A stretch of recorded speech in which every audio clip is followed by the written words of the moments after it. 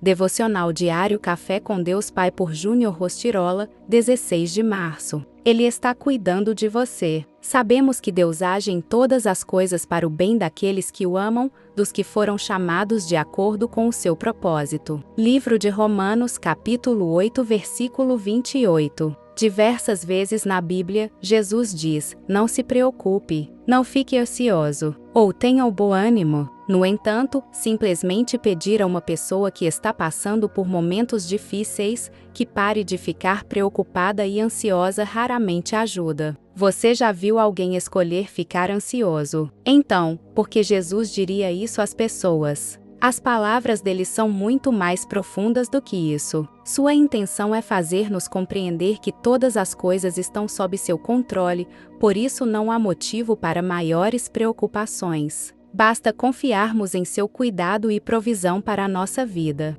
Atualmente, muitos vêm sofrendo com distúrbios de ansiedade em razão de estilo de vida, excesso de tarefas, entre tantos outros motivos. Provavelmente, você conhece alguém que enfrenta esses problemas ou que esteja passando por isso. Aprendo que, quando conseguimos depositar nossa confiança em Deus Pai e repousar sobre suas palavras, passamos a lidar melhor com todas as pressões que o mundo nos impõe. A Bíblia diz que Deus provê os recursos necessários em abundância para a sobrevivência dos pássaros e até da erva do campo, e conclui afirmando que obviamente Ele se preocupa ainda mais com o sustento de todos os seus filhos. O que tem tirado sua paz e o mantido ansioso? Ao olharmos para a Bíblia, temos a certeza de que Deus jamais nos abandona, e tudo acontece por um propósito maior, quando estamos alinhados ao coração do Pai. Creia em todas as promessas de cuidado que Deus liberou sobre a sua vida, e lembre-se,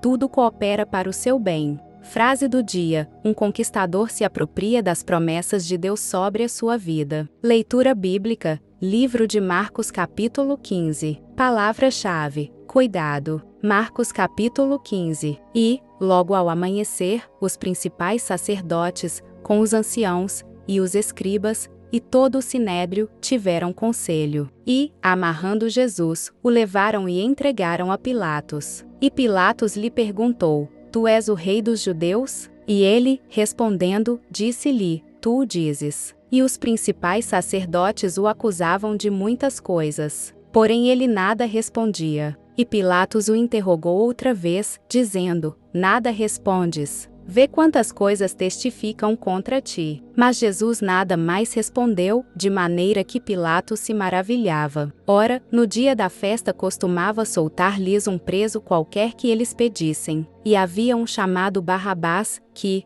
preso com outros amotinadores, tinha num motim cometido uma morte. E a multidão, dando gritos, começou a pedir que fizesse como sempre lhes tinha feito. E Pilatos lhes respondeu, dizendo: quereis que vos solte o rei dos judeus? Porque ele bem sabia que por inveja os principais sacerdotes o tinham entregado. Mas os principais sacerdotes incitaram a multidão para que fosse solto antes Barrabás. E Pilatos, respondendo, lhes disse outra vez: que quereis, pois, que faça daquele a quem chamais rei dos judeus? E eles tornaram a clamar: crucifica-o. Mas Pilatos lhes disse: mas que mal fez? E eles cada vez clamavam mais: crucifica-o. Então Pilatos, querendo satisfazer a multidão, soltou-lhe Barrabás e, açoitado Jesus, o entregou para ser crucificado. E os soldados o levaram dentro à sala, que é a da audiência, e convocaram toda a coorte. E vestiram-no de púrpura, e tecendo uma coroa de espinhos, lhe a puseram na cabeça. E começaram a saudá-lo, dizendo: salve, rei dos judeus. E feriram-no na cabeça com uma cana, e cuspiram nele e, postos de joelhos, o adoraram. E, havendo escarnecido, despiram-lhe a púrpura, e o vestiram com as suas próprias vestes. E o levaram para fora, a fim de o crucificarem. E constrangeram um certo Simão, Cireneu, pai de Alexandre e de Rufo, que por ali passava, vindo do campo, que levasse a sua cruz. E levaram-no ao lugar do Gólgota, que se traduz por lugar da caveira. E deram-lhe a beber vinho com mirra, mas ele não o tomou. E, havendo crucificado, repartiram as suas vestes, lançando sobre elas sortes, para saber o que cada um levaria. E era a hora terceira, e o crucificaram. E por cima dele estava escrita a sua acusação: o Rei dos Judeus. E crucificaram com ele 2 salteadores, um à sua direita e outro à esquerda. E cumpriu-se a escritura que diz: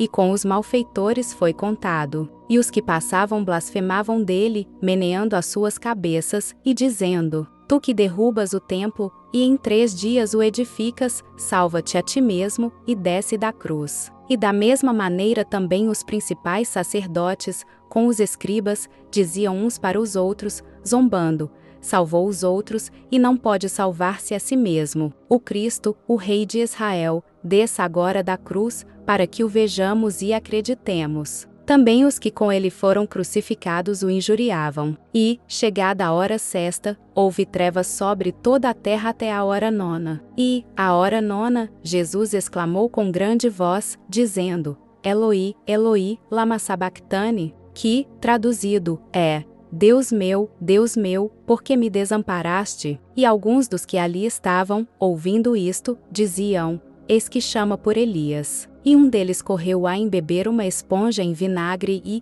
pondo-a numa cana, deu-lhe a beber, dizendo: deixai, vejamos se virá Elias tirá-lo. E Jesus, dando um grande brado, expirou. E o véu do templo se rasgou em 2, de alto a baixo. E o centurião, que estava defronte dele, vendo que assim clamando expirara, disse: verdadeiramente este homem era o Filho de Deus. E também ali estavam algumas mulheres, olhando de longe, entre as quais também Maria Madalena, e Maria, mãe de Tiago, o menor, e de José e Salomé, as quais também o seguiam e o serviam, quando estava na Galileia. E muitas outras, que tinham subido com ele a Jerusalém. E, chegada a tarde, porquanto era o dia da preparação, isto é, a véspera do sábado, chegou José de Arimateia, conselheiro honrado, que também esperava o reino de Deus, e ousadamente foi a Pilatos, e pediu o corpo de Jesus. E Pilatos se maravilhou de que já estivesse morto. E, chamando o centurião,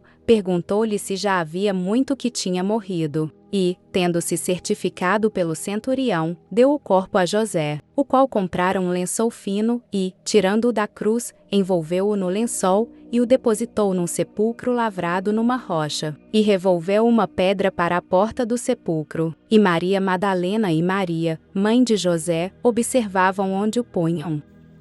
Se você tem gostado do conteúdo desse canal, não se esqueça de deixar o seu like, se inscrever e compartilhar esse vídeo com quem você ama.